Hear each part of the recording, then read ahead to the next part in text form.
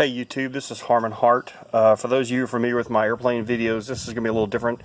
This is a video for my Jeep Rubicon. More specifically today, there's a 6-gang set of switches that goes up on your footman loop inside your Jeep with a voltmeter. And they sell them on eBay for about anywhere between $120 and $200. This one was closer to $200 because I personalized the switches. Now, you can get them with generic switches for a lot cheaper, but by the time you pay $10 or $12 a switch at 6 times, you know, that's 60 or 80 bucks. So it runs to be the same money, and the wiring's already done, so I opted to go with the more expensive one. But they're made in China, and the instructions are not the best, so I thought I would try to help somebody else out after my installation. So there's 2 pieces. There's the switch unit that you saw, and then there's this unit that goes under the hood. It's really pretty slick. They have this bracket here that mounts behind the ECU, and you just loosen the bolt, slide it behind there, tighten them back up. And the cool thing is it's got a voltmeter, and it's got a little light by each one of these, for each one of these switches. And this switch 1, 2, 3, 4, 5, and 6, they go from left to right for the ones inside the cab. So, and when you flip it on, it turns a light on, so you actually know which one you're turning on. It's got a screw right here that you loosen, and this cover comes off, and you can wire your hot leads in. And so it's really a pretty slick arrangement. All the wires come with this real nice covering, and that part you run over to your battery, and it has a great big inline fuse here.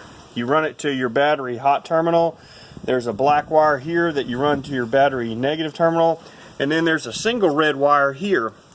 Now this is your electrical distribution box for the JKU. And when you open it up, what you have to do is you have to kind of tap into the fuse here. Now underneath this wire, there were two or three fuses, and you take out the one that's marked M6. You put its fuse into the bottom here. You can barely see, I'm going to try to get in there, that yellow fuse that's sideways. And you plug that fuse into the holder, and you plug the holder in where that fuse was. Now this is a water sealed unit, and so what you have to do is you have to cut a little groove right here in this housing to get that wire through, and then silicone it back up. And that is an accessory terminal. So when you turn your key on, that's where all the magic happens. Now there's another wire set that comes out of this box that goes inside, and it's just 6 wires, and it goes inside to where those switches are. And where you run that through is right down here next to your brake power booster. And there's a little hole down there with just basically some tar paper covering it up. You take a little X-Acto knife and you put an X in it, and then you push that whole plug, that 6-gang plug, through, and it goes right through.